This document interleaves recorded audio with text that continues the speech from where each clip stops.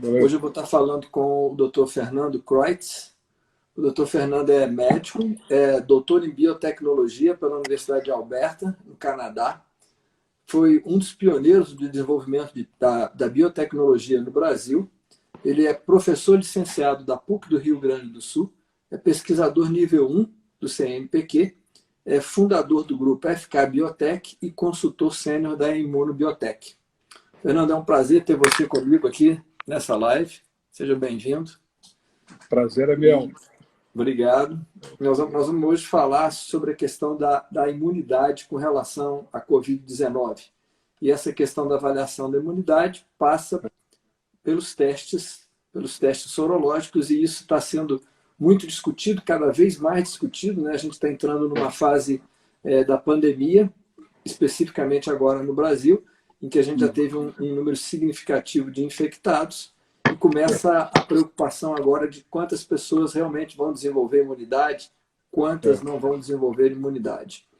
Só para a gente ter uma ideia, né, dessa questão da imunidade, a gente sabe que quando uma pessoa entra em contato com um agente infeccioso, que funciona como um antígeno, a gente vai ter duas linhas básicas de defesa, uma defesa primária, que a gente chama de defesa inata, e depois uma defesa mais específica, que é relacionada com uma imunidade celular e uma imunidade humoral. A imunidade humoral é essa que está relacionada com a produção de anticorpos, que é sobre a qual a gente vai conversar hoje, e que ela está mais relacionada com a defesa com relação a vírus.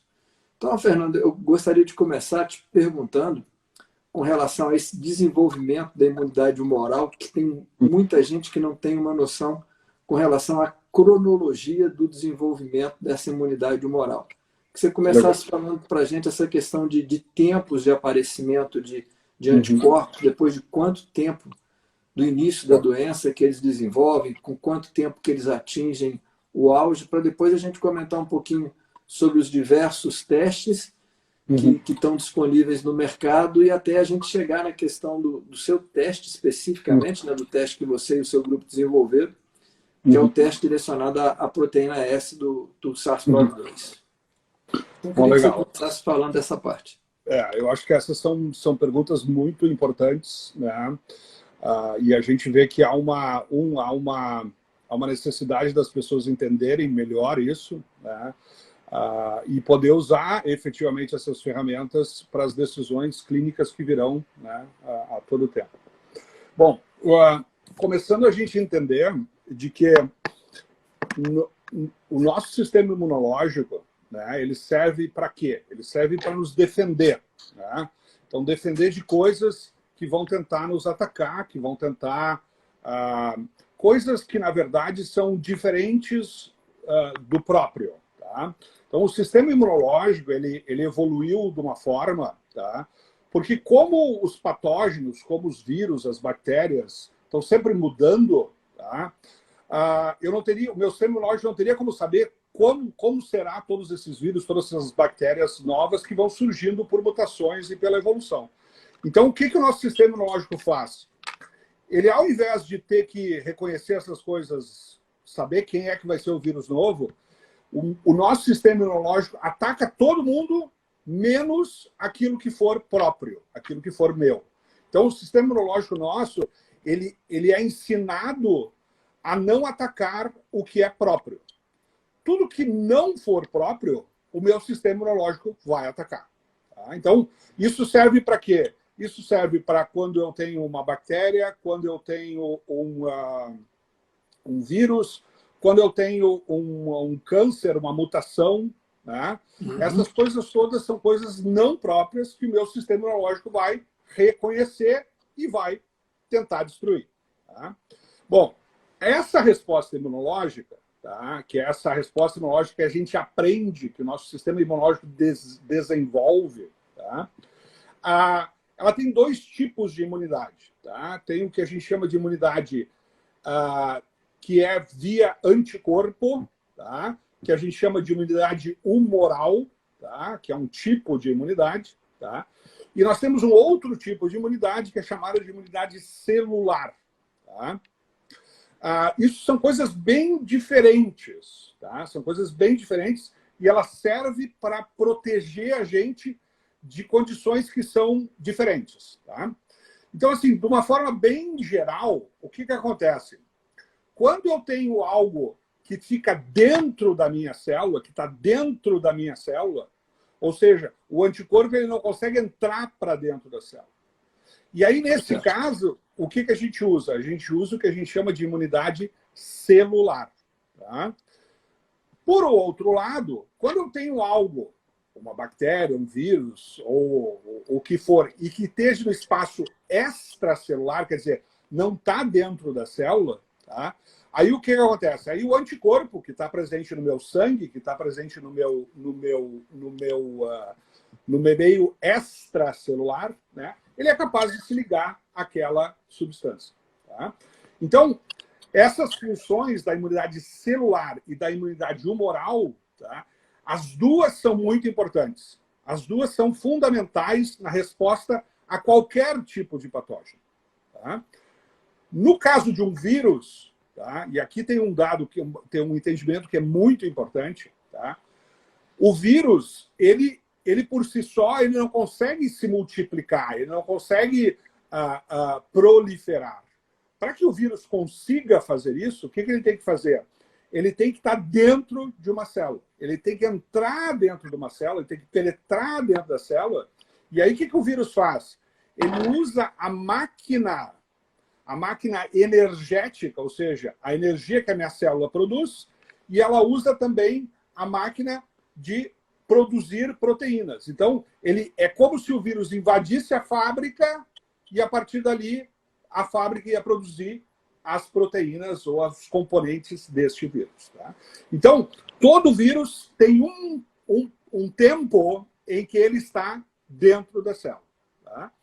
E tem um tempo em que esse vírus está fora da célula, que é o tempo quando eu me contamino. Então, quando eu me contamino pela primeira vez, né, eu entrei em contato com o vírus, pode ser por uma gotícula, pode ser por algo que está na superfície, né? E aí eu entro em contato com esse vírus. Esse vírus está fora da minha célula. Então, qual é a primeira coisa que ele tem que fazer? Ele tem que ir lá e tem que se grudar na célula e entrar para dentro da célula. Tá? Então, esse é o processo de invasão do vírus. Tá? Aí o vírus está dentro da célula. Bom, como a gente falou lá bem no início, ele diz, imunidade de dentro da célula, imunidade celular. Tá?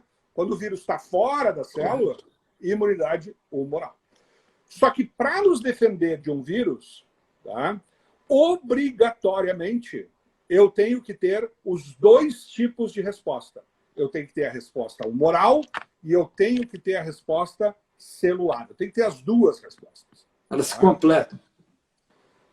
Exato, porque você imagina, tem um momento em que o vírus está dentro da célula e aí anticorpo não vai resolver, mas tem um momento em que o vírus está fora da célula. E aí é o momento onde o anticorpo vai se ligar e vai ser efetivo em nos proteger. Então, para infecções virais, é fundamental que eu tenha os dois tipos de resposta. Tá? Muito bem. Hoje, quando a gente fala no laboratório de análises clínicas, tá, nós não temos ferramentas que medem imunidade celular. Tá? Não existe testes que façam medidas de resposta celular. Tá? Por quê? A gente falando isso na prática laboratorial, só em laboratório de pesquisa que a gente vai conseguir ter isso. Na área de pesquisa se faz muito. Né? A imunidade celular ela é muito importante, principalmente quando a gente fala em câncer, né? Que é uma das minhas áreas de especialidade. Câncer é algo onde a imunidade celular é fundamental no processo. Tá? Bom, então, o que a gente mede no laboratório é imunidade humoral. A gente consegue medir anticorpos. Tá? Pois bem, então vocês imaginem um sistema, nosso sistema imunológico, que tem que nos defender de tudo que é vírus e bactéria que tem e que vão surgir. Tá? Eu sempre conto para meus alunos, você sabe aqueles filmes onde aparece a pessoa lá que vai em Marte, abre não sei o que e se contamina com vírus de Marte e tal. Se isso acontecesse, o nosso sistema imunológico iria nos defender desse vírus de Marte. Tá? Porque o nosso sistema imunológico foi feito para nos defender de tudo aquilo que não é próprio. Tá? Muito bem. Então, sim, nós temos a capacidade de nos defender do coronavírus de 2019, para o SARS-CoV-2, né? Que é um tipo de vírus, né? Sim, o nosso sistema imunológico foi feito para isso. Tá? Muito bem. Então, o que acontece? Eu tenho esse potencial de resposta, só que essa resposta ela tem um período onde eu demoro para ativar essa resposta. Tá? Perfeito. Vocês imaginem o seguinte, eu tenho que me defender de milhares de coisas, de milhares de vírus, de milhares de bactérias, de milhares de coisas que estão o tempo todo tentando invadir o meu organismo. Então, o que o nosso sistema imunológico faz? Ele produz aquilo que ele precisa naquele momento. Tá? Então, se eu estou sendo atacado por uma bactéria, eu vou produzir anticorpo contra aquela bactéria. Se eu estou sendo atacado por um vírus, eu vou produzir o anticorpo contra aquele vírus. Tá? E essa resposta imunológica, ela segue um padrão que a gente chama resposta primária, resposta secundária e resposta terciária. Tá? Isso tem a ver com a intensidade da resposta, quer dizer, com a quantidade de anticorpo que eu produzo, e também tem que ver com a velocidade com que eu desenvolvo essa resposta. Tá? Então, olha só, quando eu entro em contato com algo novo, que o meu sistema imunológico reconhece como não próprio, o que ele vai fazer? Ele vai ativar a resposta imunológica, tá? Tanto celular quanto moral, tá? Mas vamos falar da humoral, vamos falar dos anticorpos. E aí o que acontece? Quem é que produz os anticorpos? Né? É um tipo de célula que a gente chama célula B, linfócito B. Tá? Onde é que estão esses linfócitos B? Eles estão espalhados pelo nosso organismo, mas o principal reservatório de linfócito B, tá, é o baço. Tá? O baço é um grande reservatório de linfócito do tipo B. Os linfonodos, né, quando a gente tem adenomegalia, tá, ali eu tenho principalmente células T. Tá? Então, o nosso grande reservatório é o baço. Então, vocês imaginem que lá no baço eu tenho que ter defesa contra um monte de coisa. Então, o que o meu sistema imunológico faz? Bom, como eu tenho que me defender de um monte de coisa, eu vou ter poucas células específicas para aquele vírus, ou para aquela bactéria, ou para aquela proteína. Tá? Então, o que acontece? Quando eu entro em contato com um vírus novo, aquelas pouquinhas células, elas precisam se multiplicar. Porque um pouquinho de célula não vai fazer o anticorpo que eu preciso para me defender. Então, o que acontece com essa célula? Essa célula tem que se multiplicar. E uma célula humana, para se multiplicar, ela demora 24, 48 horas para se dividir. Enquanto que um vírus está se reproduzindo muito mais rápido. Então, o que acontece? Tem um descompasso entre o vírus se proliferar e as minhas células de defesa proliferar. Então, existe o que a gente chama de janela imunológica. O que é janela imunológica? É o tempo entre eu entrar em contato com o patógeno, seja um vírus, seja uma bactéria, seja uma proteína estranha, até eu começar a gerar uma resposta imune. Então, essa janela imunológica é um tempo onde eu tenho o vírus, eu tenho a infecção, mas eu ainda não tenho anticorpo. Tá? Quanto tempo demora essa janela imunológica? Semanas. Então, a primeira vez que eu entrei em contato com o vírus, essa janela imunológica demora semanas para eu começar a produzir anticorpo.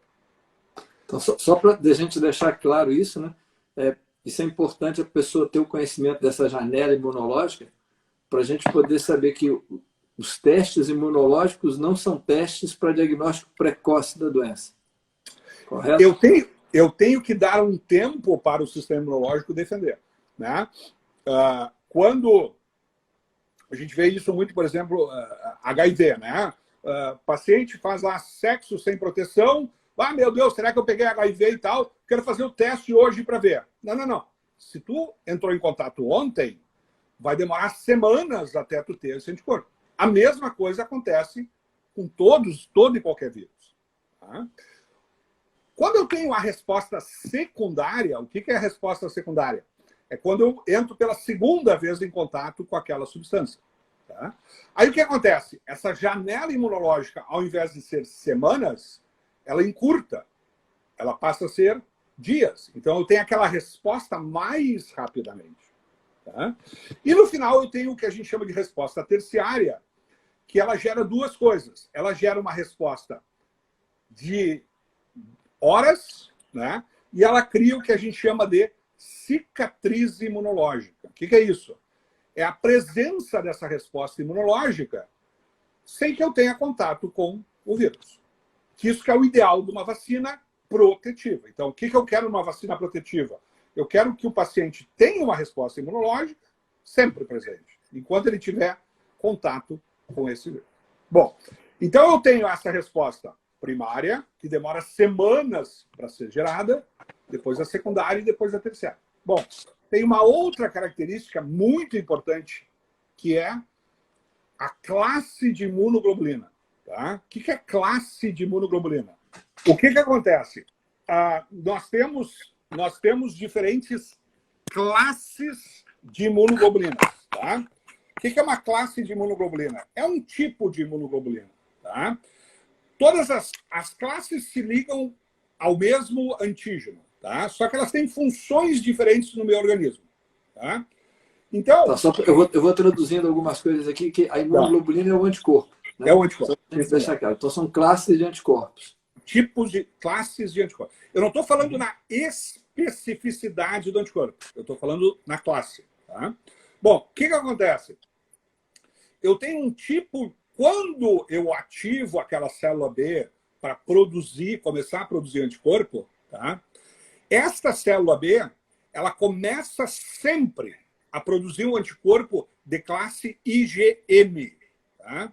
Então, a célula B, quando ela é ativada, ela sempre produz IgM primeiro. Ela sempre começa produzindo IgM. Tá? Isso tem uma razão genética de ser. Tá? Bom, aí o que acontece? Com o tempo, existe o que a gente chama de troca de classe. O que é isso? Aquela mesma célula B passa agora a produzir, ao invés de produzir o tipo de anticorpo IgM, ela passa a produzir IgG, ou IgA, ou IgE. Tá? Cada classe tem uma função diferente. Se eu tenho IgE, eu tenho alergia. Se eu tenho IgA, IgA protege as mucosas do meu organismo. Tá? Mas a imunoglobulina, o tipo de imunoglobulina mais comum, tá, é a IgG. Tá? Então, naquele esquema de resposta primária, resposta secundária e resposta terciária, a partir da resposta secundária, ou seja, eu vou simplificar um pouco, na segunda vez que eu entrei em contato com esse antígeno, tá, eu troco de classe. Então, ele sai de IgM e aí eu passo a ter IgG. Tá? E uma vez que eu troquei de classe, uma vez que eu passei de IgM para IgG, vai ficar sempre IgG. Não vai voltar para IgM. Sempre vai ficar IgG. Então, isso é uma coisa muito importante da gente entender. Janela imunológica, semanas. Começo a produzir anticorpo. IgM. E com o tempo, essa IgM se transforma em IgG. E é o que eu quero. Para me proteger, eu quero IgG. Tá? Eu quero me proteger com a imunoglobulina do tipo IgG, que é a imunoglobulina que a gente chama da fase crônica. A IgM é a imunoglobulina da fase aguda. Tá? Então, quando eu entrei em contato, começou a desenvolver a doença, começou a entrar em contato com o antígeno, eu ativei essas células B, elas começam a produzir IgM. Depois elas vão trocar para IgG.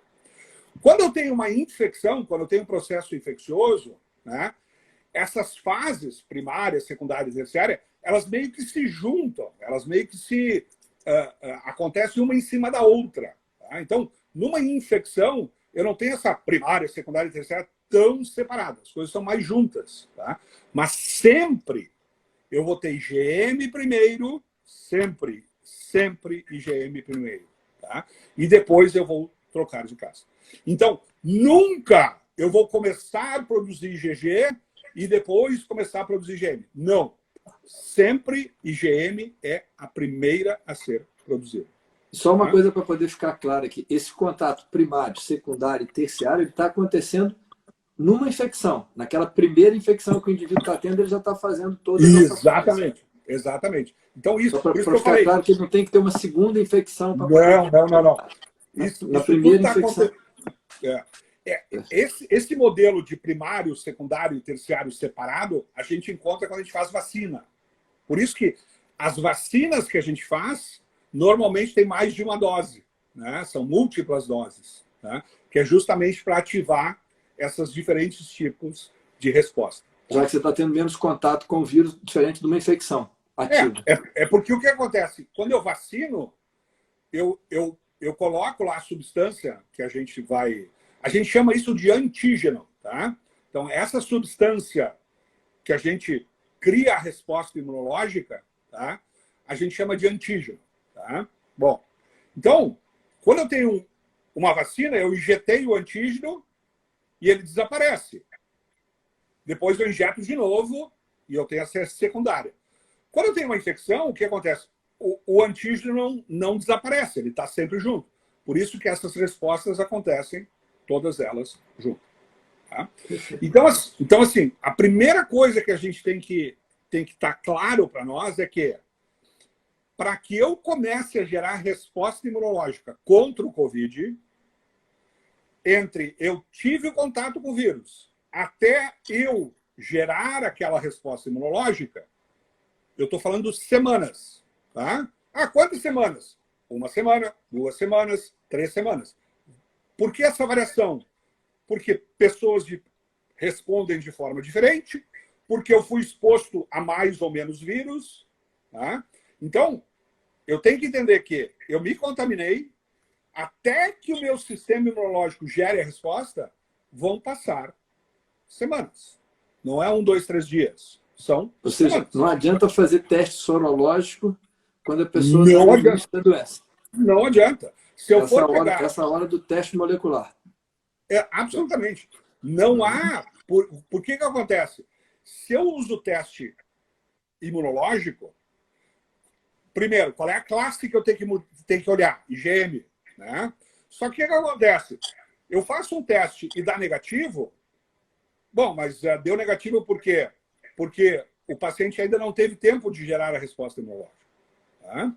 E sempre, claro, a gente tem variabilidade, né? Isso não é... tem paciente que pode gerar isso em 5 dias? Tem.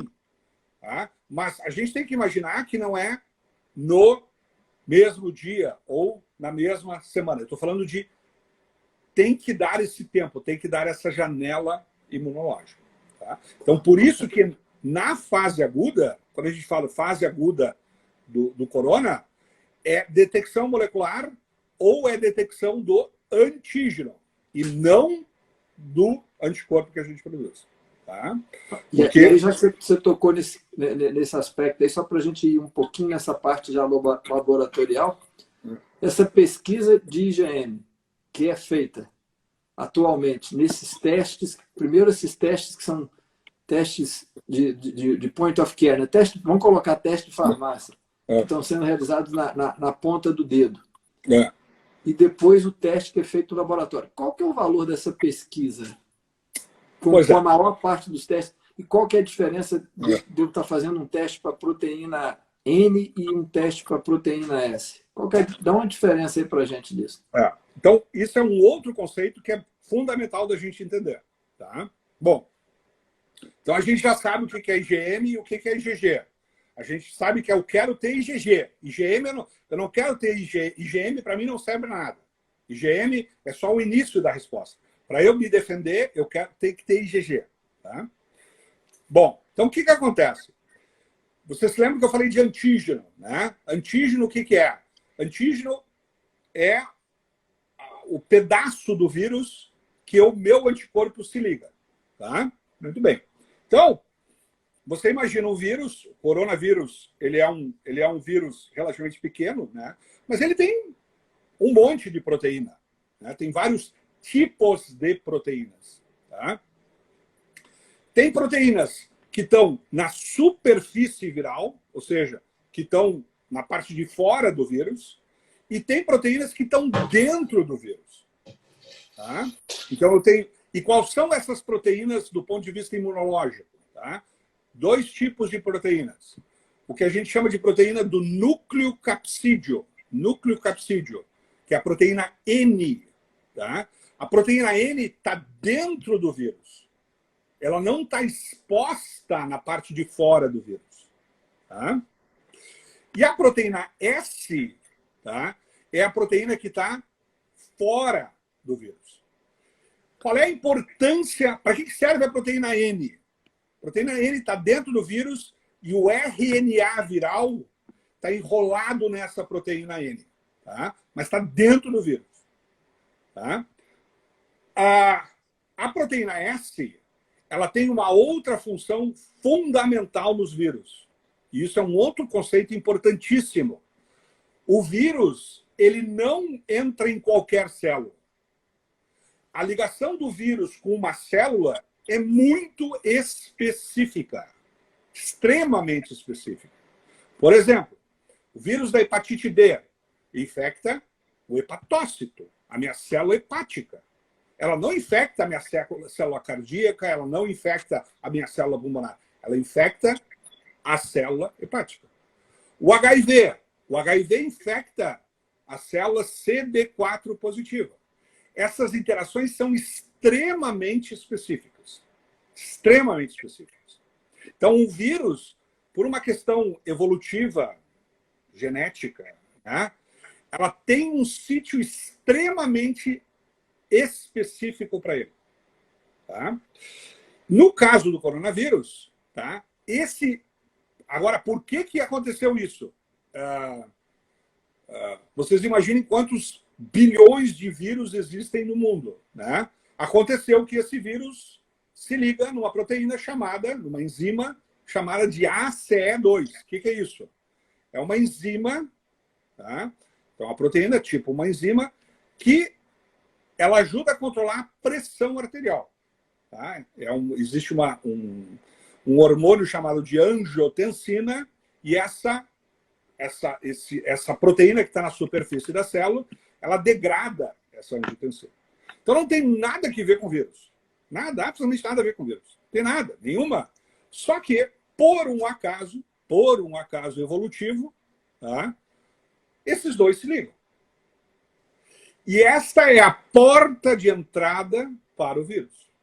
Então, a porta de entrada, vocês imaginem que é uma chave e uma fechadura. Tá? Do lado do vírus, eu tenho a chave, que é a proteína S.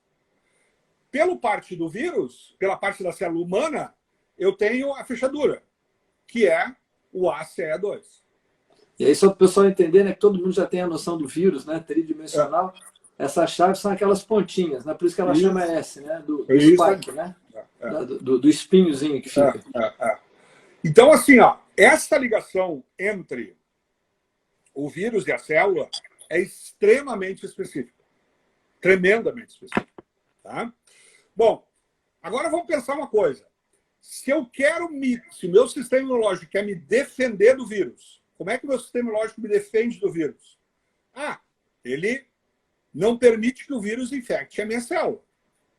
Tá? Muito bem, então vou fazer isso.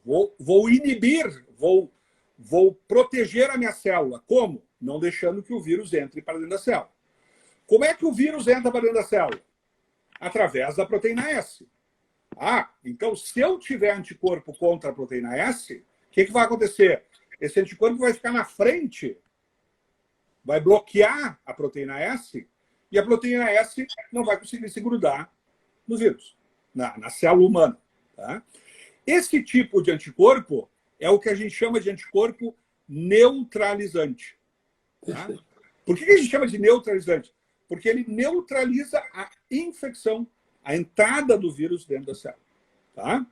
Bom, isso está relacionado à imunidade. Então, quando eu tenho anticorpos contra esta proteína, que é a proteína S, que faz com que o vírus entre para dentro da célula, e eu gerei anticorpos contra essa proteína, eu tenho imunidade.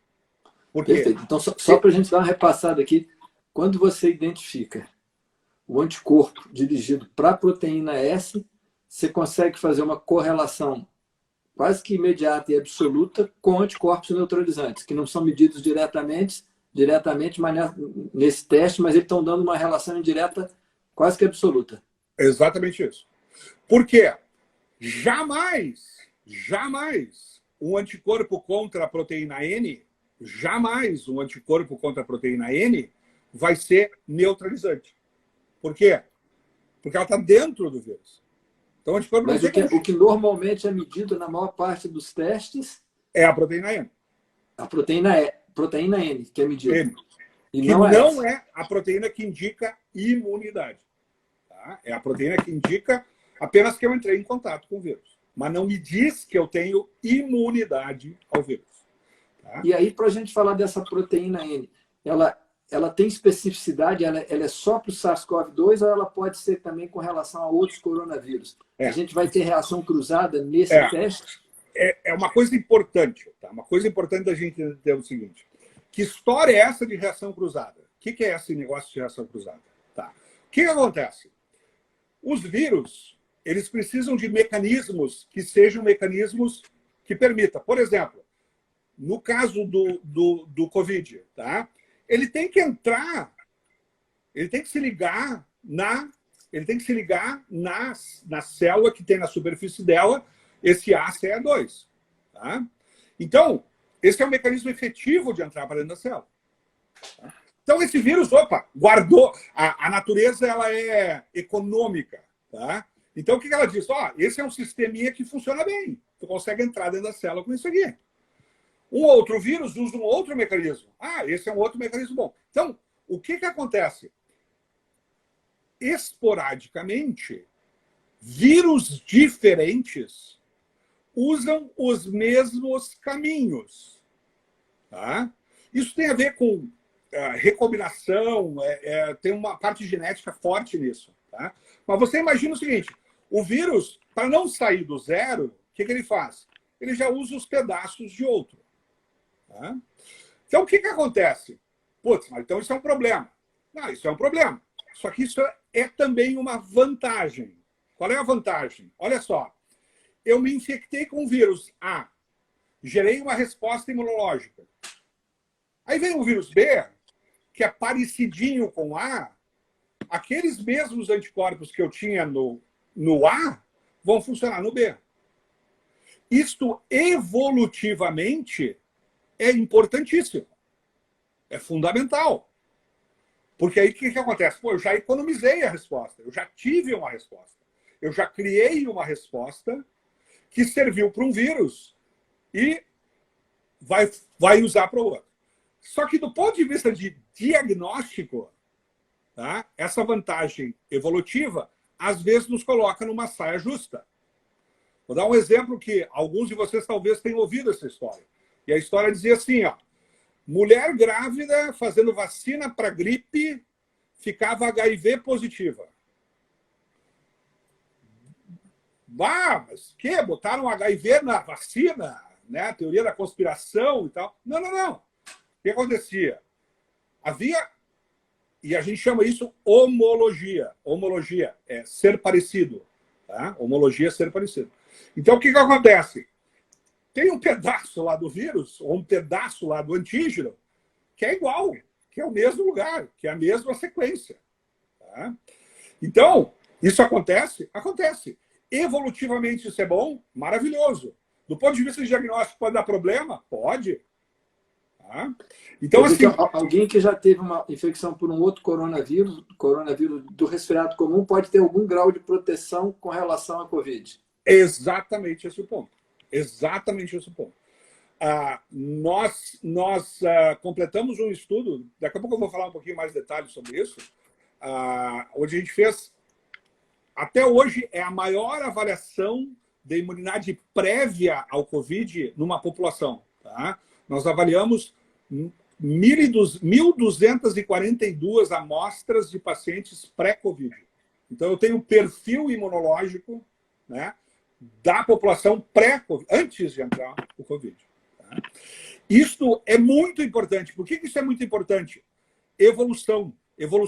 Por que um vírus nunca vai matar toda a população do mundo? Porque nós somos diferentes. E essa diferença que tem entre uma pessoa e outra é o que deixa a nossa espécie viva. Se nós todos fôssemos iguais, exatamente iguais geneticamente, ia ser um desastre. Porque todo mundo ia morrer da mesma doença. Então, a diversidade é o que nos protege como espécie. E ela é fundamental. Então, o que quer dizer isso? Quer dizer que alguns pacientes vão ter 0 de resposta, outros pacientes vão ter muita resposta, e vão ter pacientes que têm 1,5 de resposta. Tá? Bom, então, nós entendemos que eu tenho resposta contra a proteína N e eu tenho resposta contra a proteína S. Tá? Existe homologia. Homologia é essa partezinha que é igual. Tá?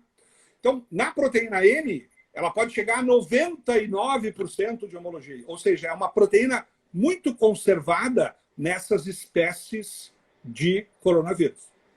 Tá? Perfeito.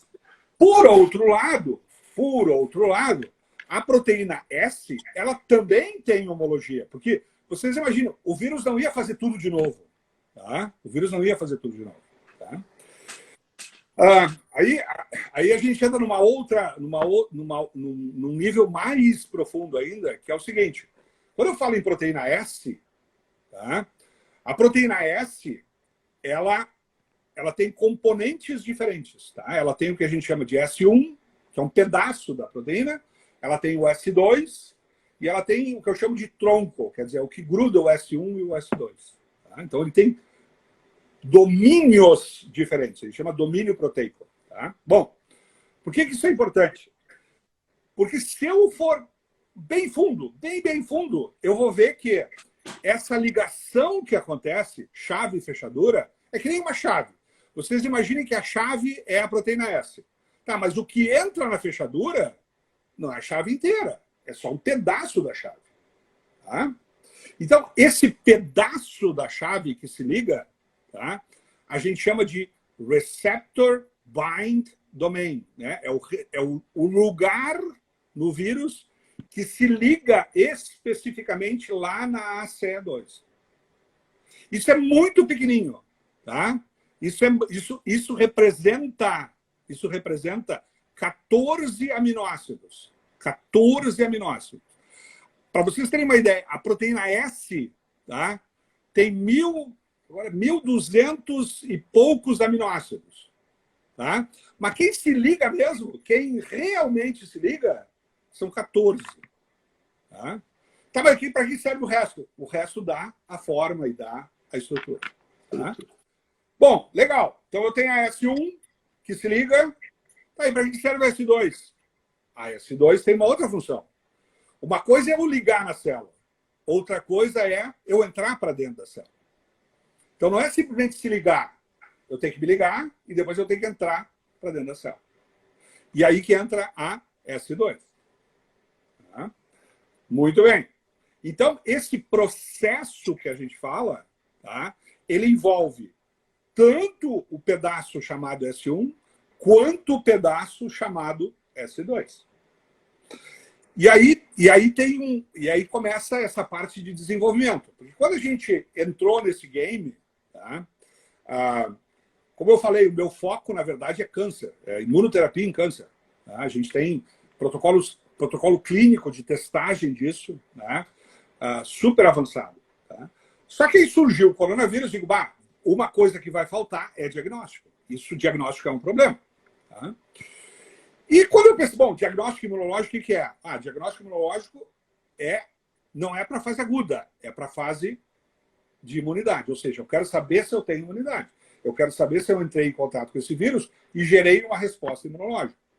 E eu quero saber mais, eu quero saber se essa resposta imunológica ela é neutralizante. Por quê? Não me adianta nada eu ter uma resposta imunológica que não é neutralizante. Então, eu quero... Você ainda quer saber mais, você ainda quer saber se ela é específica para aquele vírus. Para quê? Eu quero saber que é específica para aquele vírus, eu quero saber que... Eu vou fazer uma afirmação diferente. Eu quero saber se a minha resposta imunológica me protege contra o coronavírus. Tá? É isso que eu quero saber. Mas não, tem paciente que não gera resposta imune. Tá? Tem paciente que se curou e não gerou uma resposta imune. Não gerou anticorpos. Tá? Não há como acontecer isso. Não existe como um paciente se curar do Covid, se curar de uma infecção viral, sem gerar anticorpos. Não tem como. Porque você imagina o seguinte, toda vez que o vírus está fora da célula, é o anticorpo que elimina ele. Então, sem a resposta humoral, tu não te protege do vírus. Então, o que começou a acontecer?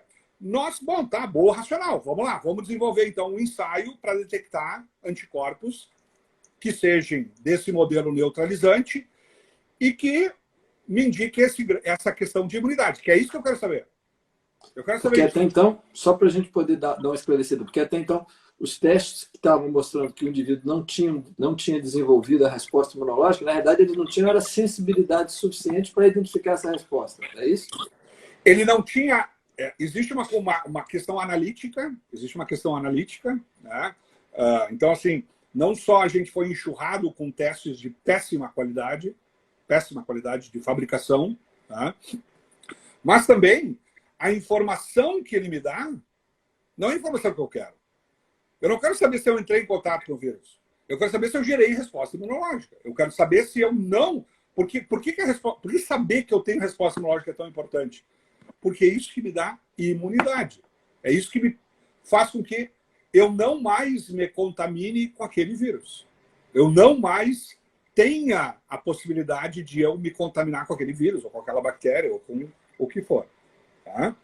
Muito bem. Mas todo mundo que entra em contato vai gerar essa resposta. Então, por que é tão importante fazer essa diferenciação? Olha só, aí, quando a gente começou a testar isso, olha só o que começou a testar. E aí a gente focou, vamos fazer anticorpo contra a S1, faz sentido, S1, né? Fazer anticorpo contra a S1, tá, beleza. E aí a gente começou a fazer o desenvolvimento, a gente fez o desenvolvimento, e aí eu comecei a testar pacientes que estavam em casa, tinham sido hospitalizados e estavam bem, estavam em casa. E aí eu fazia o teste e dava negativo. Mas como? É impossível o paciente se curar sem ter anticorpo.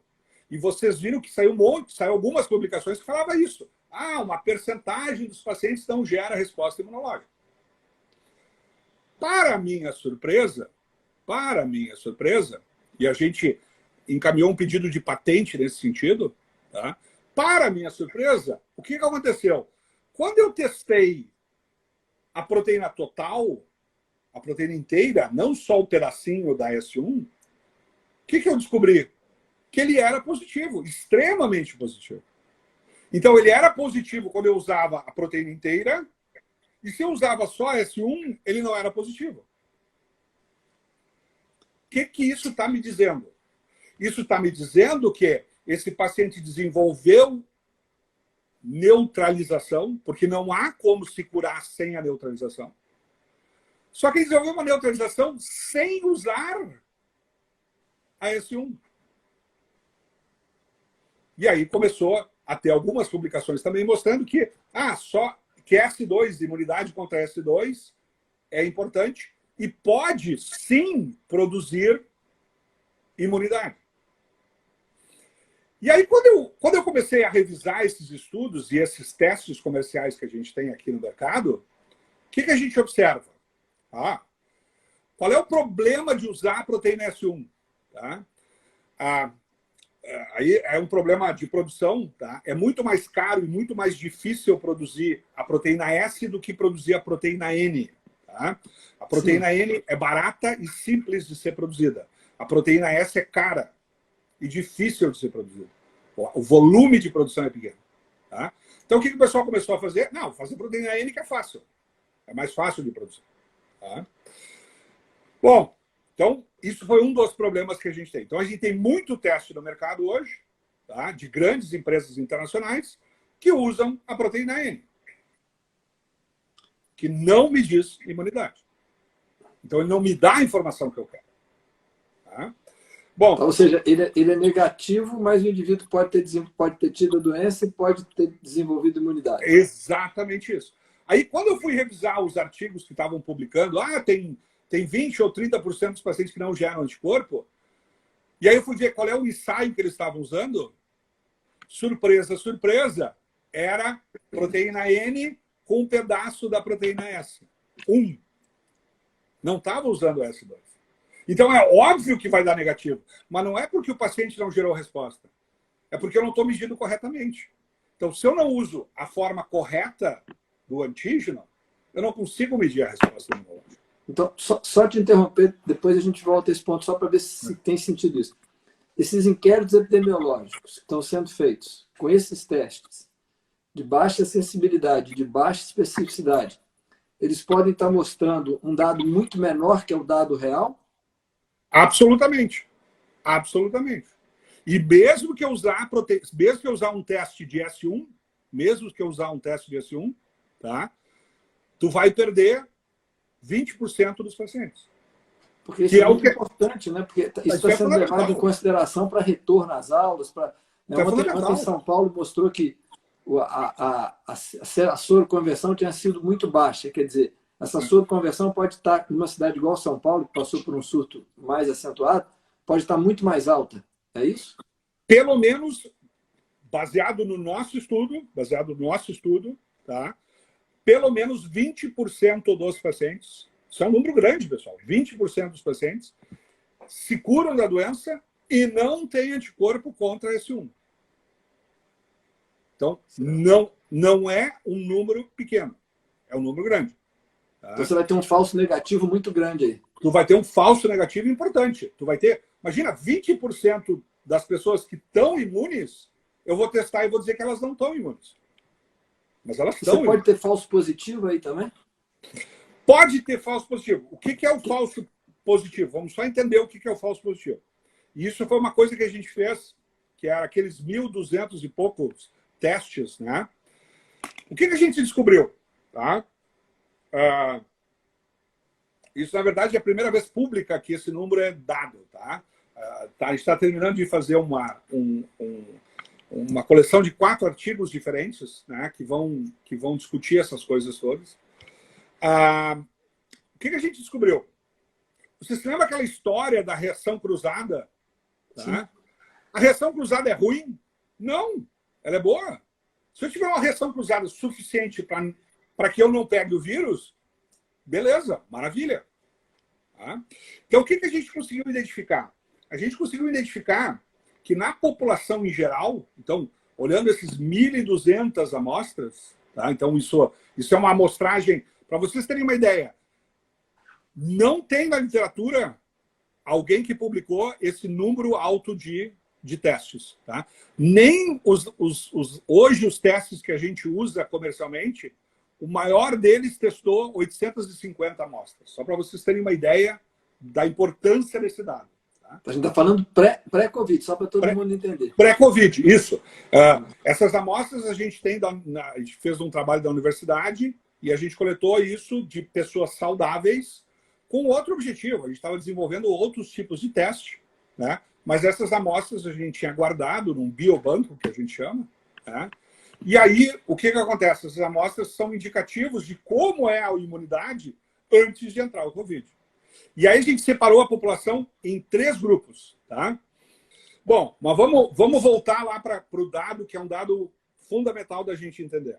Olha, o que a gente viu? Tá? Então, a primeira coisa, eu fiz um número, a gente fez um número que é estatisticamente extremamente relevante. Tá?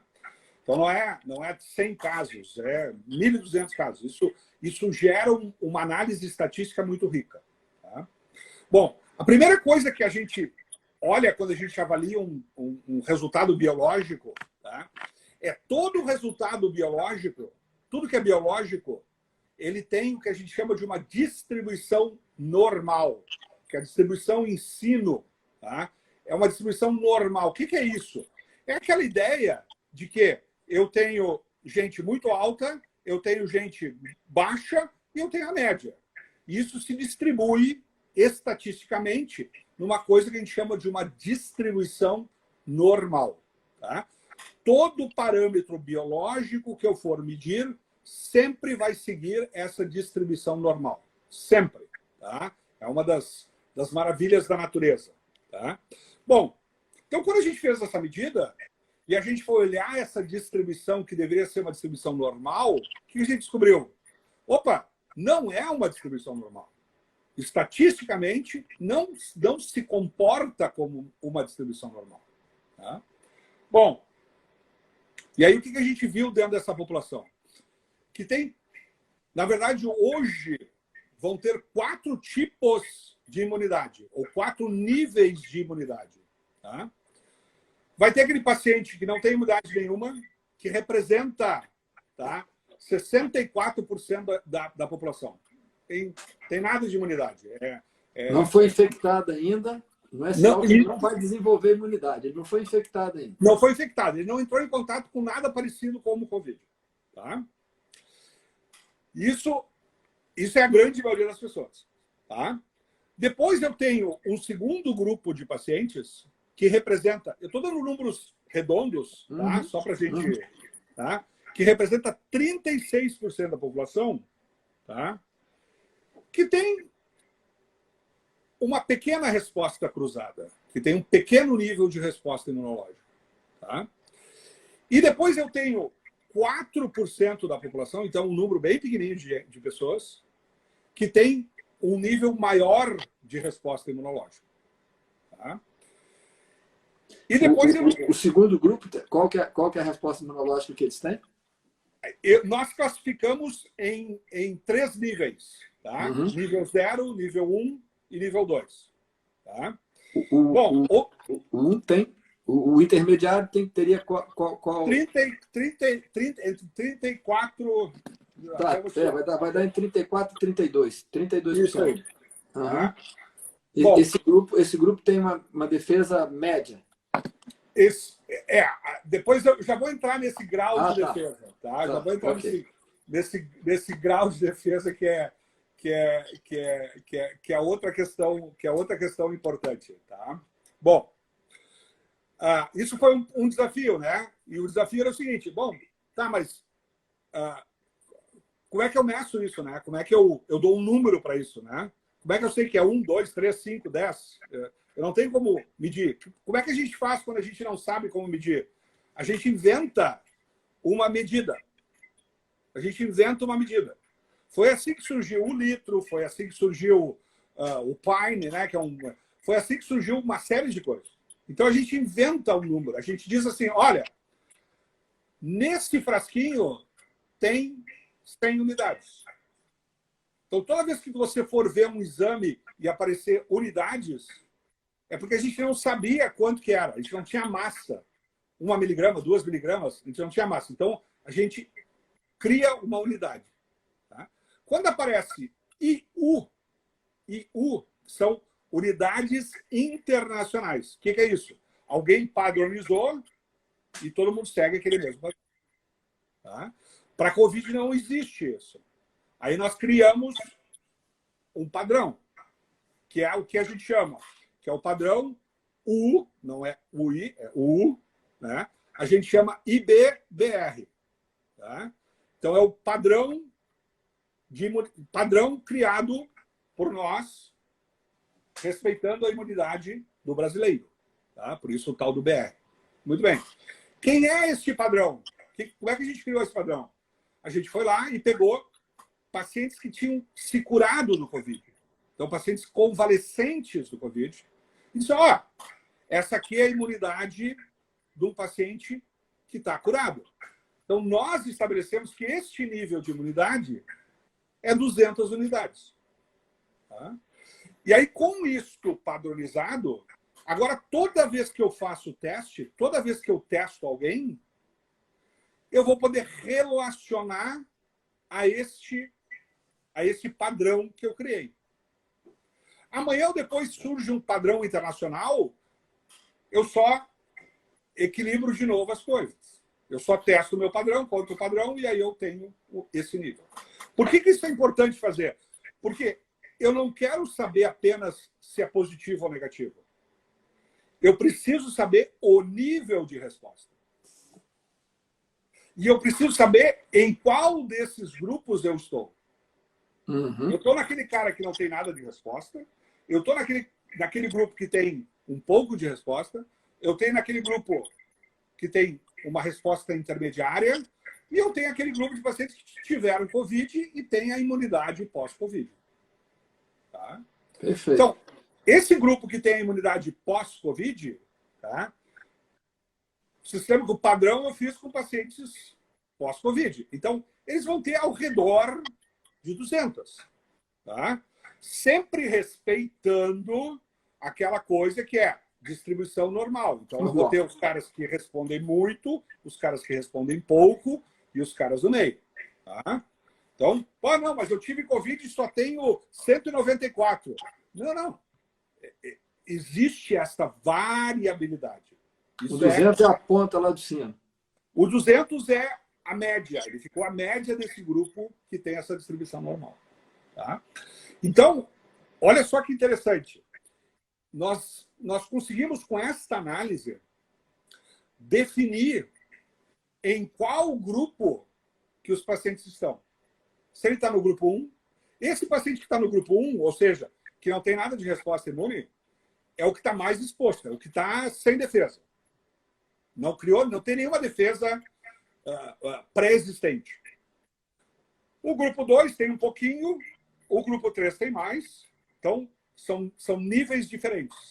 Tá? Mas bom, esses 3 grupos não tiveram Covid. Vai ajudar na proteção. Eles têm uma imunidade que é essa imunidade cruzada. Tá? Então, por que isso é importante? Porque muito provavelmente, tá? O cara que tem uma resposta pré-existente mais alta, provavelmente esse paciente não irá ou fará uma resposta imune mais rápida. E provavelmente vai ser aquele paciente que vai ter menos ou que vai estar menos afetado pela doença. Tá? Então, o que a gente começa a descobrir agora, tá?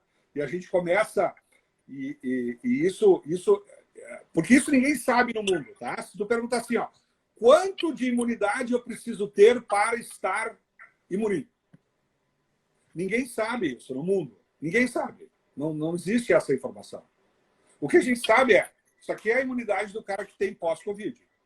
Bom, se eu tenho imunidade pós-Covid, eu sei que eu me curei da doença. E se eu me curei da doença, tá? Eu não vou mais me infectar com o mesmo vírus. Eu só vou me infectar se o vírus for diferente. Essa afirmação seria por um tempo prolongado. Ele não vai se infectar. Por que por um tempo prolongado? Isso tem a ver com a resposta terciária. Tem a ver com essas que a gente chama de cicatriz imunológica. Tá? Que a cicatriz imunológica dura por anos. Você sabe que o corona ele surgiu, teve uma epidemia chamada SARS, né, lá no início dos anos 2000. Tá? E o que eles viram? Olha só, que os pacientes que tiveram aquela infecção mais de 10 anos atrás, por 10 anos, 12 anos, eles continuavam tendo imunidade, continuavam tendo anticorpos. Então, esse é um conceito muito importante, né? Porque o tempo todo as pessoas vêm falando que não sabe se essa imunidade vai ser duradoura, não sabe quanto tempo que vai ter de imunidade. Mas o que acontece? Tá? Aí começam os problemas de como eu estou medindo essa imunidade. Aí começa o problema. Começa o problema por quê? Porque se eu não estou usando o S total, como a gente preconiza, tá? E eu estou usando um pedaço, pode ser que eu não estou conseguindo medir essa resposta. Eu não tenho a totalidade da resposta imune. Tá? Tem um outro conceito que é mais complexo ainda, tá? Mas que tem a ver com o que a gente chama de epítopos, pedaços da proteína que são conformacionais. Tá? A gente tem que entender que uma proteína que é uma sequência de aminoácidos, ela não é uma coisa linear. Uma proteína ela tem um shape, ela tem uma estrutura tridimensional. Tá? Então, se você imaginar que meus dedos, isso aqui forma um epítopo, essas pontinhas dos meus dedos formam um epítopo, ele só está presente quando a mão está dobrada. Se a mão não estiver dobrada, ele não está presente. Então, esses epítopos chamados epítopos, epítopo é um pedacinho do antígeno, tá? Então, esses epítopos conformacionais são fundamentais na resposta imunológica. E no Covid mais ainda. Então, é fundamental que eu consiga medir esses epítopos. Por isso que você consegue com um teste específico para a proteína S com todas essas características. Exatamente. Este que é o grande dilema. É isso que está acontecendo. Então, a gente tem, por um lado, a indústria, que é mais fácil produzir um negócio mais simples, porque produzir essa proteína tridimensional não é trivial, é difícil. Estabilizar ela para que ela não se degrade é difícil. Então, o que o pessoal da indústria faz? Vamos simplificar, vamos pegar o que a gente chama dos epítopos lineares. Tá? O que é o epítopo linear? O epítopo linear é aquele que está presente mesmo sem a estrutura tridimensional. Ele é mais fácil de fazer, ele é mais fácil de produzir. Tá? O epítopo tridimensional ele é mais difícil. Tá? Mas o que a gente aprendeu no Covid? A gente aprendeu no Covid que esses epítopos tridimensionais são fundamentais na resposta imune. E se eu não consigo medir eles, porque eu não estou usando o antígeno certo, eu não vou saber se o paciente tem ou não tem a resposta. Perfeito. Então, o que está acontecendo hoje, e isso tem implicação aonde também? Em vacina. Sim. Porque se a minha vacina tiver um alvo só, talvez não seja eficaz. Vocês veem, isso gera uma complexidade muito grande. Muito grande. Então, a nossa... Os testes que estão sendo usados, pelo menos na questão das vacinas, são presume que eles estejam dosando realmente os anticorpos neutralizantes, né? Mas aí entra um outro problema. Aí entra um outro problema. Quem é o anticorpo neutralizante? O que eles estão fazendo? Eles estão usando S1, mais ainda, estão usando o Receptor Bind Domain para medir essa resposta. Só que é o seguinte, tem uma percentagem dos pacientes que tem anticorpo neutralizante, mas que não é contra S1. E não é pouco, é muito. 20% é muito. Então,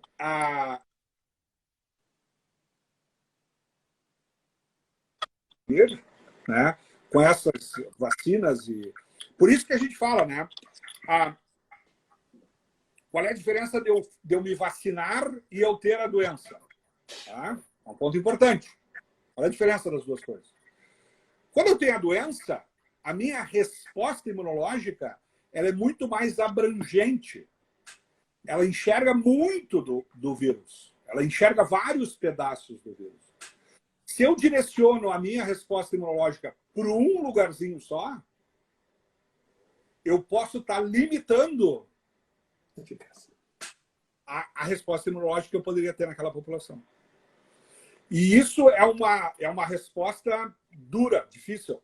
Então, o que acontece? Quando eu tenho a infecção, eu sempre fico mais imune. A minha imunidade ela é maior, mais abrangente. Né?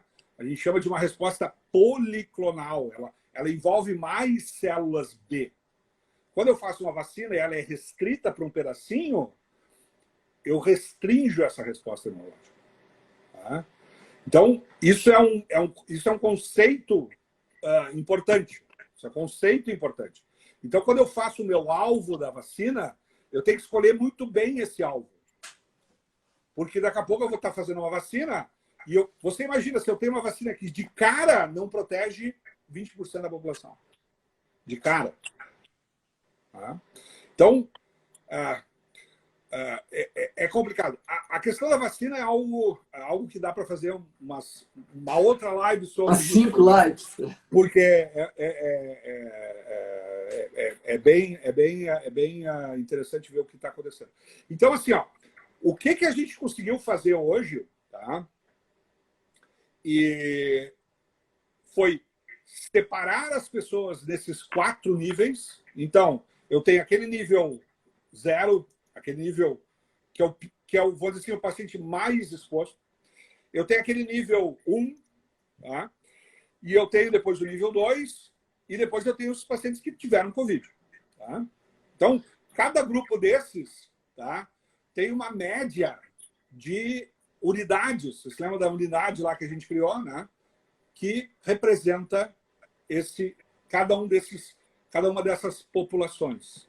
Qual que é o ponto aí de transição? Há uma transição extensa entre o grupo 3 e o grupo 4? Então, você falou 200. Esses 200 são 200 mais ou menos o quê? Mais ou menos 20, mais ou menos 30, mais ou menos 40? Na verdade, a separação entre a pessoa que teve a doença e os outros, ela é enorme a diferença. É uma baita diferença. Tá? É aquela coisa de estatística que a gente testa lá, é um T de 0,0000000. Então, assim, é muita diferença. Então, quer dizer, quem teve 150 ainda está muito... Foi Covid. Quem está nesse outro grupo tem que estar, por exemplo, vamos colocar, só estou usando um valor numérico, ele tem que estar de 100 para baixo, seria mais ou menos isso? Eu vou assim, ó, eu já vou responder uma outra pergunta que eu aposto que muita gente está se fazendo, tá? Mas olha só para dar uns números, para vocês, tá? Se eu tiver um cara com 200 unidades, ele tem 100% de chance de estar no grupo pós-Covid, tá? Se eu tiver um paciente com 100 unidades, tá? Aí começa a ser... Tem chance, né? Então, o paciente que tem 100 unidades, tá? Ele tem 12% de chance de estar no grupo 1, daquele grupo que tem um pouquinho só de resposta, e ele tem 87% de estar naquele grupo 2, que tem uma resposta imunológica maior. Então, com esse... Aí se fez todas aquelas coisas de algoritmo e de regressão, e foi demais para a minha estatística, né? Eu tive que contratar um especialista, porque a minha estatística, até um A9 eu vou, mas depois dessas coisas aí eu já não tenho essa habilidade. Então, assim, ó, o que a gente consegue saber hoje? Eu consigo saber proporcionalmente, baseado no teu nível, eu te digo, olha, tu tem a probabilidade de tanto de estar nesse grupo 0, tu tem tanto de estar nesse grupo 1, tanto de estar no grupo 2, ou então tu teve Covid. Congratulations. Beleza. E aí entra a história clínica também, né? Se ele ainda tiver uma história clínica somando a isso, né? Um diagnóstico prévio. O que acontece? Tem paciente que tem uma baita de uma resposta imune, tá? E não tem história clínica nenhuma. Não me lembro de ter feito... Não me lembro de ter... Não me lembro, não tive nada. Não me lembro. Por quê? Porque vai ter pessoas que vão fazer isso. É o paciente assintomático. É aquele paciente que não gera sintoma suficiente para ele... eu tive uma tossezinha, fiquei com uma garganta meio irritada e tal. Tá? Então, assim, ó... isso é uma ferramenta, tá? Que até antes da gente inventar isso aqui, não existia. Tá? Inclusive, deixa eu fazer uma suposição aqui, você me corrige se eu estiver errado. Com o seu teste, poderia-se, inclusive, verificar pessoas que não foram infectadas, que não tiveram Covid, mas que eles teriam menos risco de ter uma Covid grave, se expostos, porque eles estariam nisso. Tá certo isso? Exatamente isso. Exatamente isso. Tá? Mas agora, aí, olha só o problema. Olha o problema que a gente tem agora. Tá? E aí, olha só a situação. Mas a gente já começa a ter algumas informaçõezinhas boas. Tá? Olha só. Porque a pergunta que tu vai fazer é o seguinte. Beleza. Então, se eu estou no grupo 1, que a maioria das pessoas, 60 e poucos por cento das pessoas estão no grupo 1, tu não tem proteção nenhuma. Aí vem a tua pergunta. Mas e se eu estou no grupo... Se eu estou no grupo 1, eu tenho chance de desenvolver Covid? E se eu estou no grupo 2, eu tenho chance de desenvolver Covid? Como é que eu vou descobrir isso? Só depois que você tiver visto as pessoas que estão nesses grupos, como é que elas vão responder? Exatamente. É assim que a gente vai vacinar as pessoas quando desenvolver uma vacina. Tá? Agora, olha só que legal o que está acontecendo. Tá? Porque o que a gente está fazendo? a gente está fazendo em vários pacientes, em empresas, em grupos de pessoas, a gente está fazendo o sequencial da resposta imune. Então, eu faço, todo mês, eu coleto sangue. Todo mês eu coleto sangue. E aí, olha só o que começou a aparecer. Tá? Nós começamos a ter pacientes. Vocês se lembram? Tinha aquele grupo 0, esse aí tá lá. Né? Eu tenho aquele grupo que é 30 e poucos por cento da população. Tá? Bom, eu tenho hoje já uma casuística onde o paciente está no grupo 1, tá? Naquele grupo que tem um pouquinho de imunidade, e ele desenvolve Covid. Então, eu sei hoje se tu me perguntar qual é o paciente com nível mais alto, cara, eu tenho que fazer isso com muitos pacientes para a gente saber, porque você não vai ter como saber isso. Né? Qual é o paciente com nível mais alto que já pegou Covid? Tá? Mas então, esses pegaram Covid menos grave, você já vai conseguir fazer essa bom, isso nós não sabemos. Você vai conseguir fazer isso. Isso nós não sabemos. Isso vai vir, entendeu? Mas a ferramenta é essa. Entendeu? A ferramenta de diagnóstico é essa. Tá? Então, assim, ó, se tu disser, bom, eu estou no grupo 1, eu posso afirmar para você, se está no grupo 1, tu tem chance de pegar Covid. Eu tenho paciente no grupo 1 que tinha imunidade do grupo 1 e duas semanas ou mais, um mês depois, desenvolveu a Covid. Então, eu sei que PCR positivo, tá? PCR positivo. Então, eu sei que quem está no grupo 1 pega a Covid e faz PCR positivo. Todos os dados que eu tenho desse grupo são boas evoluções. Mas eu não posso dizer, não, então se tu está no grupo 1, tu vai pegar Covid e vai ser boa evolução. Eu não posso dizer isso ainda. Tá? Mais adiante, a gente talvez consiga dizer isso. Tá? Com certeza. Isso é o, vou dizer assim, é a informação que eu quero. É a informação que eu quero hoje. Eu quero saber em que grupo que eu estou e qual é a minha chance de estar naquele grupo e eu pegar Covid ou não. Se eu estou no grupo 4, que é o grupo pós-Covid, olha, não, mas tem chance de reinfecção. Essa questão de reinfecção, eu não acredito. Você já ia falar 0, né? Aí você lembrou que a gente é médico, nunca pode falar. A gente nunca fala 0 e nunca. A gente nunca fala 0. Tem raras vezes que a gente diz 0 ou nunca, né? A gente sempre, né, veja bem. Então, né? Mas assim... Quer dizer, olha só, vê se eu estou certo. Quer dizer, vocês estão desenvolvendo um teste, que a gente já sabe que é um teste totalmente diferenciado, e ele tem 2 indicações. Ele vai ter a primeira indicação, é para pesquisar os que já tiveram Covid, e ele vai dar também uma posição muito interessante para quem nunca teve a Covid, de como que ele pode estar potencialmente dentro desse grupo, tá certo? É isso aí. É exatamente isso. É exatamente isso. É exatamente isso. Claro, a maioria das pessoas, a grande maioria das pessoas, vão estar... A maioria das pessoas está nesse grupo 0. Tá nesse grupo, com certeza. Né? Mas, de novo, eu tenho uma subpopulação que está de um lado, uma outra subpopulação que tem mais ainda. Tá? À medida que você pode, inclusive, estudar isso num grupo que seja já... O melhor grupo para depois observar isso seria o grupo dos mais vulneráveis, né?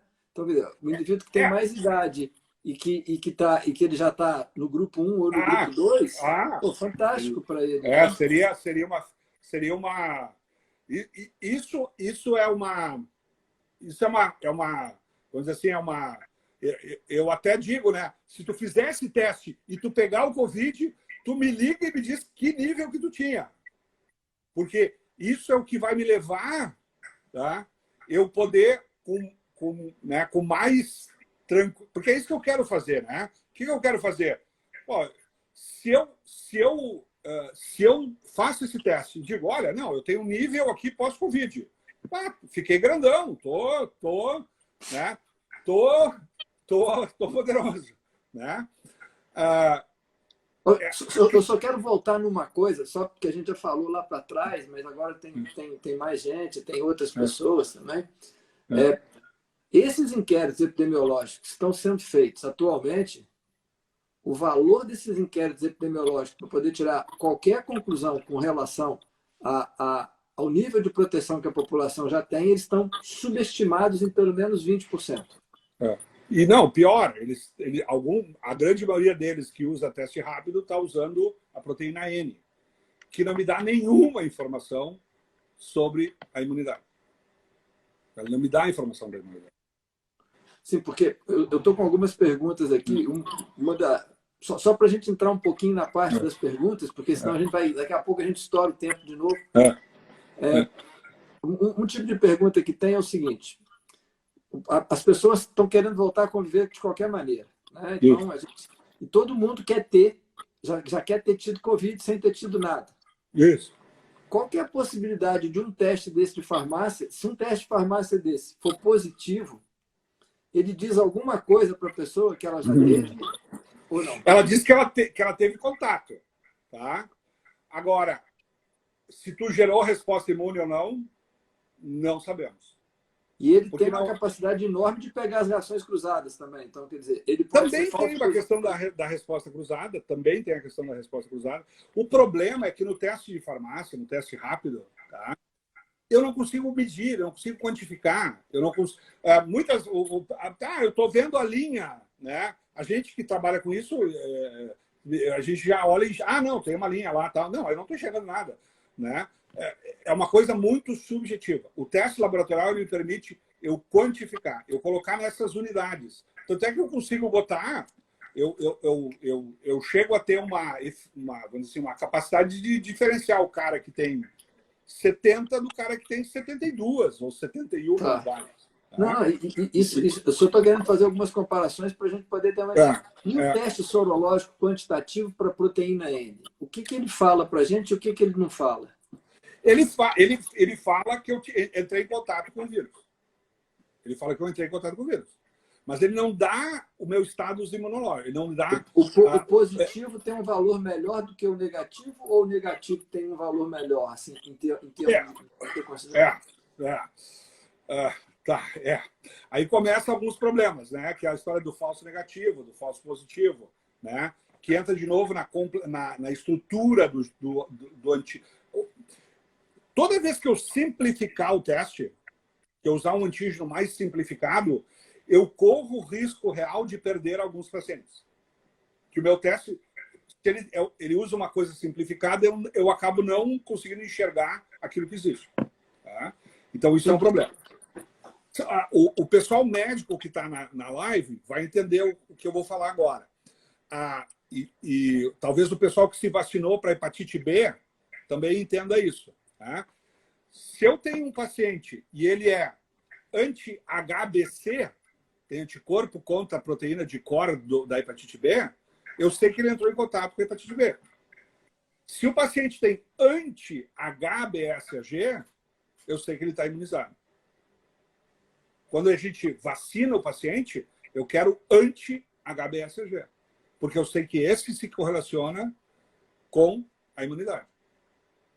E HBsAg é o antígeno de superfície que é igual ao spike da hepatite B, no caso. Tá certo. E o HBC é esse núcleo capsídeo. É a mesma coisa. É a mesma história. Tá? Então, é muito importante eu ter essa diferenciação. Eu como paciente, como médico, o que eu quero saber? Eu quero saber mais se tu entrou em contato ou não. Eu quero saber se tu tem uma resposta imune contra ou não. Porque pode ter o quê? Pode ter... Você imagina lá, o sujeito... Existe discrepância nisso. Né? Um teste negativo no N, positivo no S. Né? De novo, quanto mais complexo tu tiver o teu antígeno, quanto mais representativo tu ter, melhor vai ser essa tua quantificação. Porque tu vai pegar todos os pedaços que fazem... A gente chama de epítopos, né? Todos esses pedacinhos que vão medir a resposta imune. Por que tem gente que responde contra um alvo melhor do que outro alvo? Variabilidade genética. Variabilidade genética. Tem a ver com o nosso HLA. Tá? Tem a ver com essa variabilidade genética. E isso, de novo, é uma questão evolutiva. Eu tenho que ter essa diversidade. Eu preciso ter pessoas que respondem pouco, pessoas que respondem muito, e a média. É evolutivamente necessário ter isso. E é isso que nos guarda como espécie. Deixa eu só te passar uma pergunta que está aqui. O teste contra a proteína S. Acho que eu já coloquei essa pergunta. O teste contra a proteína S, se positivo, em qualquer valor, significa imunidade? Foi justamente uma pergunta que a gente... Não, deixa eu responder. não significa imunidade. Por quê? Eu não sei em que nível que tu tá. Eu não sei se tu tem um pouquinho de resposta cruzada, por exemplo. Eu não sei que nível que isso te protege. Claro, se tu fizer o teste e dar 200 unidades, tá? Parabéns para ti, tu tá...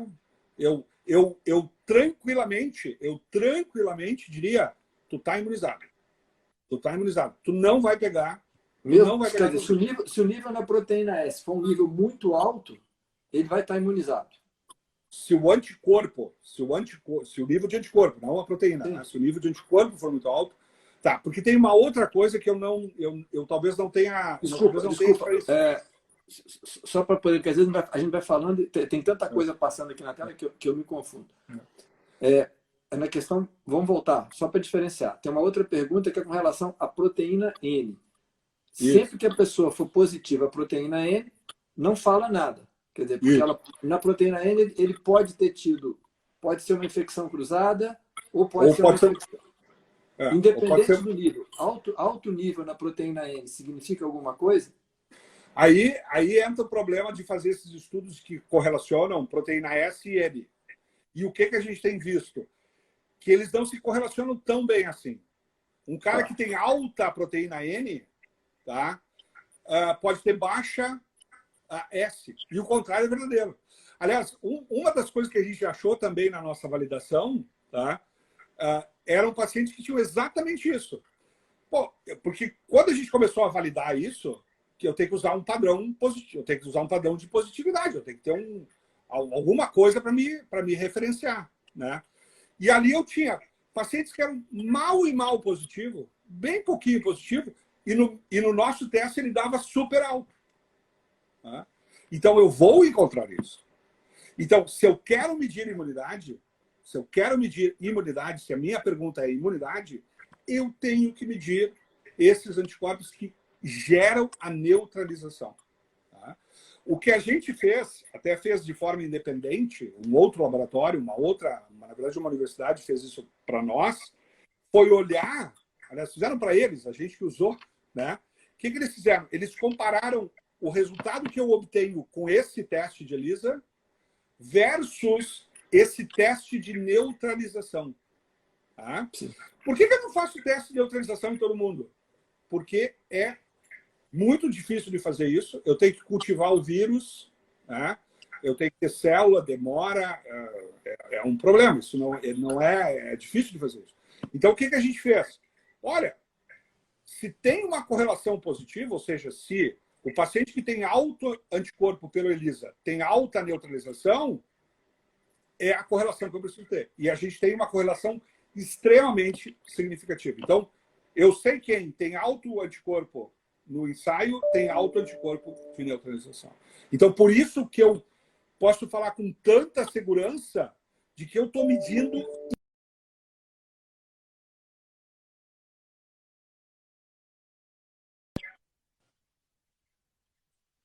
Eu não poderia estar afirmando isso.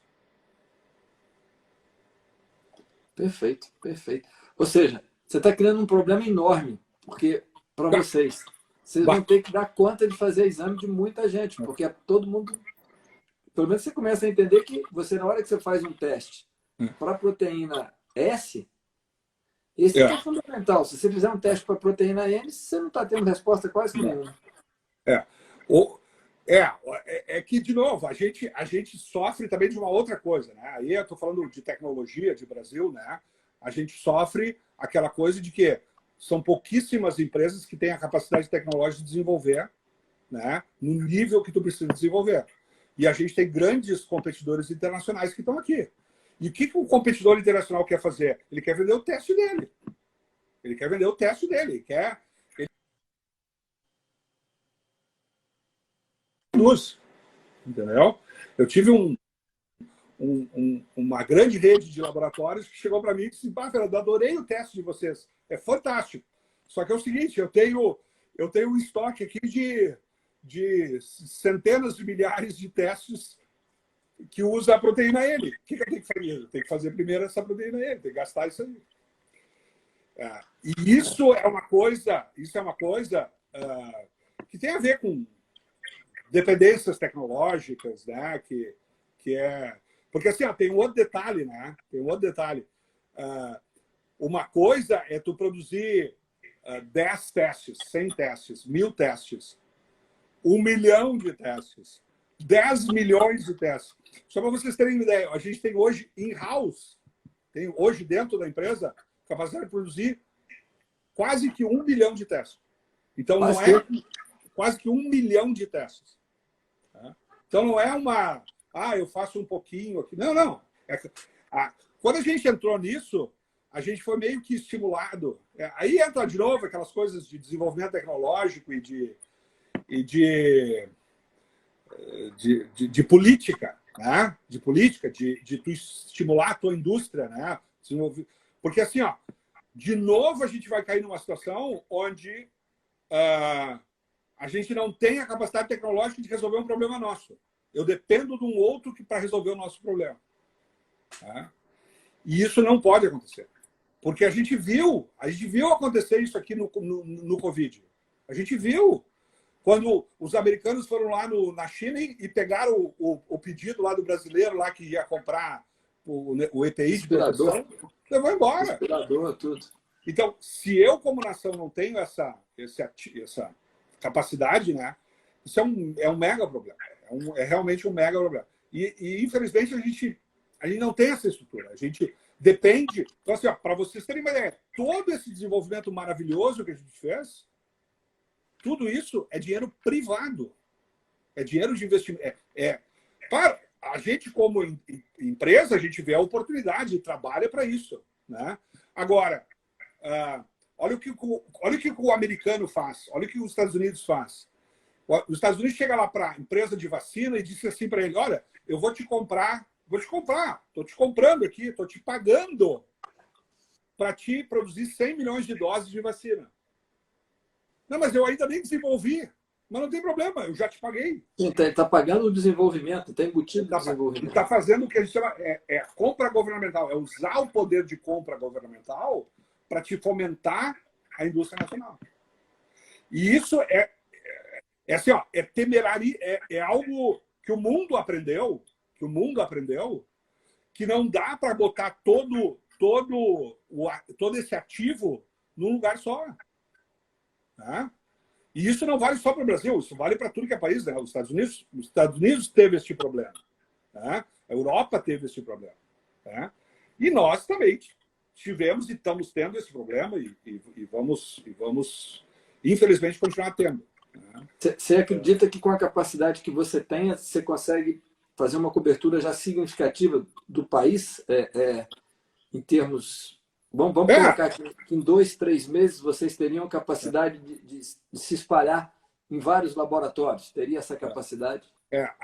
A gente foi... Quando a gente, num determinado momento, estava falando com alguns ministérios, né? E aí eu disse assim, não, tá, mas qual é a tua capacidade produtiva? Não, eu quero fazer 200 milhões de testes. Eu quero ter a capacidade de produzir 200 milhões de testes. Se tu me perguntar hoje, tá, tu consegue produzir 200 milhões de testes? Eu consigo produzir 200 milhões de testes. Eu tenho tudo no Brasil para produzir 200 milhões de testes. Não depender de ninguém de fora para fazer isso. Tá? Então, mas isso é algo extremamente raro. Isso é algo extremamente raro. Tá? Isso é algo extremamente raro. E isso, para mim, tecnologicamente, nós teríamos que incentivar esse tipo de coisa. Nós, como nação, nós deveríamos fazer isso. Porque isso que vai me proteger, do que vem por aí. Cada vez mais, não é uma questão de dinheiro. Não, mas eu tenho dinheiro para pagar. Não, mas não é uma questão de dinheiro para pagar. A questão é o primeiro teste que tu vai produzir vai ser para os Estados Unidos, para a Europa. A primeira vacina que tu vai produzir vai ser para os Estados Unidos. Vai ser... Ah, não, mas de nós... não é dinheiro, é essa questão de nação. Então, isso é uma coisa que eu bato muito, né, do ponto de vista... E você vê, o que você estava falando. A gente está falando, inclusive... tem pessoas aqui perguntando na questão dos testes laboratoriais, em qual acreditar e em que acreditar. Só para fazer um resumo, aí você vai me corrigindo. Teste de proteína N, o resultado é muito pouco significativo quando a pessoa quer saber se ela foi realmente exposta à doença ou não, porque ele pode ter falso negativo e pode ter falso positivo. Porque a gente sabe que eles trabalham com sensibilidade baixa e com especificidade baixa. Aí, falando isso, qual que é a sensibilidade e a especificidade do seu teste? Só para as pessoas terem uma ideia. Vamos entender o que significa isso, tá? Vamos entender o que significa isso. O que significa sensibilidade e especificidade, tá? Tem a ver com falso positivo e tem a ver com falso negativo, tá? Então, toda vez que eu tenho uma especificidade baixa, significa o quê? Que eu tenho falso positivo. Muito falso positivo. Agora, olha, e toda vez que eu tenho falso negativo, eu estou falando de sensibilidade. Sensibilidade, que é a capacidade de detectar todos os doentes. Tá? Então, essas duas informações são muito importantes. Tá? Nós hoje trabalhamos com um nível de sensibilidade, tá? Que dá 98,7%. Tá? Quando eu agora uso esse sistema de classificação, que eu classifico os pacientes, tá? Na verdade, eu vou eliminar isso. Porque eu vou te botar num grupo. Eu vou te dizer, olha, tu está nesse grupo, tu está nesse grupo. Então, não é só o ensaio é positivo ou é negativo. É o ensaio, quantas unidades eu tenho? Eu tenho 30 unidades. Bom, 30 unidades é zero de resposta imune. Inexistente. Quer dizer, você vai chegar quase que, a gente sabendo que isso é impossível, mas você vai chegar a quase 100% de sensibilidade e 100% de especificidade a partir do momento que você tem essa separação. O que acontece, tá? E isso, de novo, a gente foi... recentemente, a gente saiu uma publicação de uma revista da FAPESP, de São Paulo, né? E tem um colega médico, né, que contrapôs a história, né? E disse, não, vocês só testaram 1.500 amostras, né? Só testaram 1.500 amostras. Aí eu me dei o trabalho de entrar lá em todos os fabricantes internacionais, né? Assim, tem fabricante que tem produto no mercado, vocês não vão acreditar nisso, mas assim, quantos positivos ele testou? 7. Quantos negativos ele testou? 40. Então, assim, isso de sensibilidade e especificidade é muito importante saber o N que a gente está medindo. Tá? Porque... Você pode falar uma coisa, que só para falar para o pessoal que está assistindo a live, que tem o Stein Alberto, é o sócio do Fernando, porque ele está respondendo uma opção de coisa que enquanto a gente não está conversando, não está tendo tempo de responder, então as perguntas que forem do Stein Alberto aí, vocês podem acreditar, porque ele está ajudando a gente aí respondendo as perguntas na tela. Aí. A gente converteu o Alberto. De novo, tem um aspecto que é importante, né? Que é dizer assim, eu tenho um problema que é uma pandemia, que é um problema gravíssimo, né? E eu como indivíduo, eu como cientista, eu como médico, né? Eu não conseguiria ficar parado, eu não conseguiria ficar, vou ficar, né? Eu tenho uma mega empresa trabalhando com vacina em câncer, por que eu vou me envolver com isso? Né? Por que tem médicos que vão lá e entram na luta para dizer, olha, tem tratamento precoce, olha, tem evidência disso. Por que as pessoas se incomodam com isso? Por que as pessoas vão lá e fazem? Porque são pessoas que têm essa vontade de dizer assim, não, eu tenho que fazer alguma coisa para o outro. Eu tenho que fazer alguma coisa que vai ajudar o outro. E isso é algo que é uma... Aí tem várias coisas filosóficas disso, né? Mas a gente se preocupar com o outro, a gente se posicionar para o outro, né? Infelizmente, a gente vem daquela lei do Gerson, né? Que era só tomar vantagem, né? Mas isso é uma falta grave, assim, do ponto de vista né, social, né? Eu fazer algo... É que nem a história da máscara, né? Usar uma máscara de pano, tu não está te protegendo em nada. Mas tu está protegendo o outro. Tu está protegendo, né? Agora a gente já sabe até que você se protege um pouco também, né? Antes assim, ó, eu sou um especialista em máscaras. E a gente tem essa proteção, mas é a questão, é o que você falou. É a preocupação com o outro também, né? Quer dizer, se todo mundo tiver com máscara, ninguém precisa usar face shield. Isso aí. Já é uma grande vantagem. Né? Então, assim, isso é algo importante, isso é algo em vários níveis, né? Em vários níveis, desde por que eu não vou fazer barulho aqui porque eu vou incomodar meu vizinho, né? Até porque, por que eu vou investir nisso? Por que eu vou trabalhar? Por que eu vou... a gente até tirou uma foto muito legal que a gente vai publicar agora, é muito legal a foto, que é assim, ó, o pessoal fez uma pilha de todas... A gente faz o teste numa plaquinha, tá? Uma placa de ELISA, que se chama, né? Uma placa de tem uns 1,5 centímetros, nem isso, né? Uma placa pequenininha. Né?